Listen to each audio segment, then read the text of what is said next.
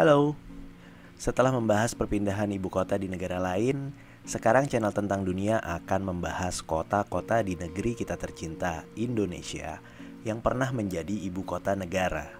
Ternyata Indonesia pernah beberapa kali memindahkan pusat pemerintahan di masa Perang Kemerdekaan. Dan pemindahan ibu kota saat itu berpengaruh besar dalam perjuangan merebut kemerdekaan Indonesia. Yuk kita mulai.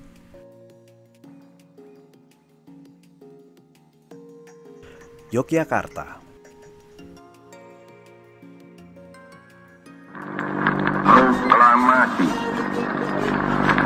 Kami, bangsa Indonesia, dengan ini menyatakan kemerdekaan Indonesia. Situasi pasca proklamasi kemerdekaan yang tidak menentu membuat pemerintah Republik Indonesia yang baru berdiri tidak serta-merta dapat menjalankan roda pemerintahan. Ancaman kembalinya Belanda yang saat itu berusaha menguasai kembali wilayah Indonesia memaksa pemerintah Indonesia saat itu untuk memindahkan pusat pemerintahan dengan alasan keamanan. Apalagi negara yang baru berdiri tentunya belum memiliki sistem pertahanan dan keamanan yang mumpuni sehingga dapat mempertahankan ibu kotanya dari serangan pihak luar. Pasukan sekutu yang tiba di Jakarta ternyata tidak hanya menjalankan tugas seharusnya, yaitu melucuti kekuatan Jepang. Pasukan sekutu yang ternyata diboncengi oleh pasukan Nika saat itu juga sering melakukan razia dan penangkapan kepada para pejuang kemerdekaan. Bahkan Presiden Soekarno dan para pejabat tinggi Republik Indonesia lainnya juga menghadapi ancaman dan upaya penculikan serta pembunuhan di tengah situasi yang tidak menentu itu. Di tengah situasi dan kondisi yang sulit ini, Sri Sultan Hamengkubuwono ke-9 dan Paku Alam VIII mengirimkan sebuah surat pada 2 Januari 1946. Dalam surat tersebut, mereka menawarkan Yogyakarta menjadi ibu kota negara Republik Indonesia sampai keadaan aman kembali.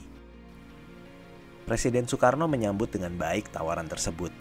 Dan setelah mendiskusikannya bersama para pemimpin lain, dalam sidang kabinet tertutup, akhirnya diputuskan bahwa ibu kota negara dipindahkan ke Yogyakarta dalam waktu secepatnya.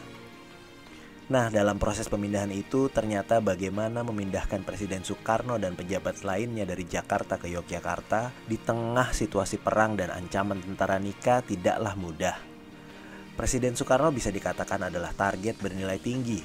Tentunya pihak penjajah tidak akan membiarkan beliau bergerak bebas, apalagi keluar dari pengawasan mereka.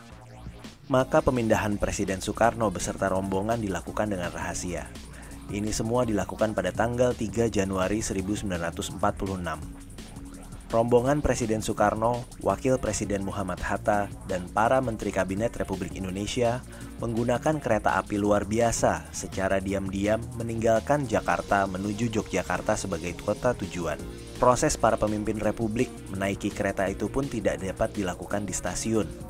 Para pejuang mengatur kereta api yang akan mengangkut para pemimpin agar terlihat seperti melakukan langsir di sekitar rumah Presiden Soekarno, di mana hal tersebut memang biasa dilakukan. Di tengah proses langsir tersebut, Presiden beserta rombongan naik ke kereta api secara diam-diam, dan kereta melanjutkan perjalanan ke Yogyakarta dengan memantikan lampu gerbong. Sehingga pasukan sekutu yang mengawasi, terutama di stasiun Manggarai, mengira gerbong tersebut kosong. Para pejuang pun berhasil mengatur penjagaan di sekitar rute yang dilewati rombongan untuk mengamankan rombongan Presiden. Rombongan Presiden Soekarno tiba di Stasiun Tugu Yogyakarta pada pagi hari 4 Januari 1946 dan dijemput oleh Sri Sultan Hamengkubuwono IX, Paku Alam VIII, Panglima TKR Jenderal Sudirman, dan pejabat tinggi negara lainnya. Maka resmilah pada 4 Januari 1946, ibu kota Indonesia dipindahkan secara diam-diam dari Jakarta ke Yogyakarta hingga pasukan Belanda melancarkan agresi militer kedua pada 19 Desember 1948. Akibat tindakan militer tersebut, Yogyakarta dikuasai pasukan Belanda. Seluruh pimpinan Indonesia ditangkap dan diasingkan. Pemerintah Republik Indonesia terpaksa membentuk Pemerintah Darurat Republik Indonesia atau PDRI yang dipimpin oleh Syarifuddin Prawira Negara di Sumatera Barat. Ibu kota Indonesia kembali lagi ke Yogyakarta pada 6 Juli 1949 dan baru dipindahkan kembali ke Jakarta pada 17 Agustus 1950. Bukit Tinggi. Tanggal 19 Desember 1948, Belanda melancarkan agresi militer kedua dan dalam waktu singkat ibu kota Republik Indonesia jatuh dan dikuasai Belanda. Presiden Soekarno dan Wakil Presiden Muhammad Hatta yang saat itu berada di Yogyakarta untuk mengendalikan pemerintahan kemudian ditangkap dan diasingkan. Pada hari yang sama di Bukit Tinggi, Sumatera Barat, Syarifuddin Prawiranegara selaku Menteri Kemakmuran Republik Indonesia mengunjungi Teuku Muhammad Hasan, Gubernur Sumatera sekaligus Ketua Komisaris Pemerintah Pusat di kediamannya untuk merundingkan situasi terkini. Bersama beberapa tokoh lain, mereka mendeklarasikan PDRI atau Pemerintahan Darurat Republik Indonesia. Sementara beberapa jam sebelum Presiden Soekarno dan Wakil Presiden Muhammad Hatta ditangkap, digelar pula sidang kabinet di Yogyakarta. Dua keputusan yang dihasilkan. Pertama, Soekarno dan Hatta tetap tinggal di Yogyakarta, meski menghadapi resiko penangkapan. Kedua, memberikan mandat kepada Menteri Kemakmuran Syarifuddin Prawiranegara yang sedang berada di Bukit Tinggi, Sumatera Barat untuk membentuk pemerintahan darurat. Tapi jangan bayangkan ketika Bukit Tinggi menjadi ibu kota, semuanya berfungsi normal layaknya kota yang menjadi pusat pemerintahan. Tidak seperti pemerintahan pada umumnya, PDRI tidak menetap di satu tempat saja. Syarifuddin Prawiranegara dan rombongannya menjalankan pemerintahan dengan bergerak dari daerah satu ke daerah lain di pedalaman Sumatera Barat guna menghindari kejaran Belanda saat itu. PDRI menjadi musuh nomor satu Belanda dan tokoh-tokoh PDRI diburu oleh Belanda. Mereka harus menyamar untuk menghindari kejaran dan serangan Belanda. Peran PDRI sangat penting dalam mempertahankan kemerdekaan Indonesia. Tidak hanya mengisi kekosongan pemerintahan, PDRI berhasil menjalin hubungan dengan negara-negara lain, di mana informasi tentang keberadaan dan perjuangan Indonesia disebarluaskan ke berbagai penjuru dunia. Informasi ini menggagalkan propaganda Belanda yang menyatakan pemerintah Republik Indonesia sudah hancur dan tidak berfungsi. Sebaliknya, apa yang PDRI lakukan membuat negara lain mengetahui keadaan Indonesia, dan bahkan meningkatkan simpati pada perjuangan Indonesia. PDRI berakhir ketika perjanjian Rome-Royen yang disepakati oleh Belanda dan Indonesia disahkan pada 1 Juli 1949. Pada 10 Juli 1949, Syarifuddin Prawiranegara dan Panglima Besar Sudirman memasuki Yogyakarta. Syarifuddin Prawiranegara bertindak sebagai inspektur upacara pada penyambutan para pemimpin Republik Indonesia yang akhirnya dibebaskan Belanda dan kembali ke Yogyakarta. Selanjutnya digelarlah sidang Kabinet Soekarno-Hatta untuk pertama kalinya sejak agresi kedua Belanda. Agenda pokok pada sidang tersebut adalah penyerahan mandat dari Pemerintahan Darurat Republik Indonesia oleh Syarifuddin Prawiranegara kembali kepada Soekarno-Hatta.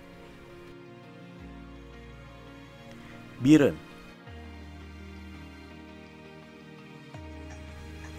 Kota Biren, Aceh, sempat menjadi ibu kota negara sejak 18 Juni 1948.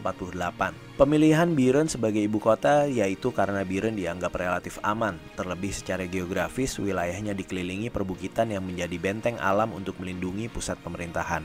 Namun Biren hanya menyandang status ibu kota negara selama 1 pekan saja.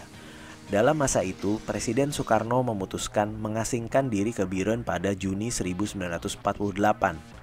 Selama seminggu, Presiden Soekarno berada di Biren melakukan aktivitas kenegaraan yang memang tengah dipusatkan di Biren. Namun demikian, cerita tentang Biren ini masih menjadi perdebatan oleh para sejarawan. Apakah ketika itu Presiden Soekarno hanya sekedar mengadakan kunjungan biasa atau sedang menghindari pengejaran pasukan Belanda? Apalagi buku sejarah yang resmi beredar tidak menyebutkan hal tersebut. Biren mulai menarik perhatian pemerhati sejarah saat mantan Wakil Presiden Republik Indonesia Yusuf Kala dalam pidatonya yang berjudul Perdamaian dan Pembangunan Nasional pada 14 November 2015 menyatakan jika Biren pernah menjadi ibu kota negara Indonesia. Bahkan Biren pernah menjadi ibu kota Republik Indonesia ketiga ketika jatuhnya Yogyakarta tahun 1948. Presiden Soekarno hijrah dari ibu kota Republik Indonesia kedua, yaitu Yogyakarta ke Biren pada 18 Juni 1948. Selama seminggu, Biren menjadi tempat untuk mengendalikan Republik Indonesia yang saat itu dalam keadaan darurat. Demikian kata Wakil Presiden Yusuf Kala waktu itu. Namun di kalangan sejarawan, apakah Biren pernah menjadi ibu kota negara masih diperdebatkan.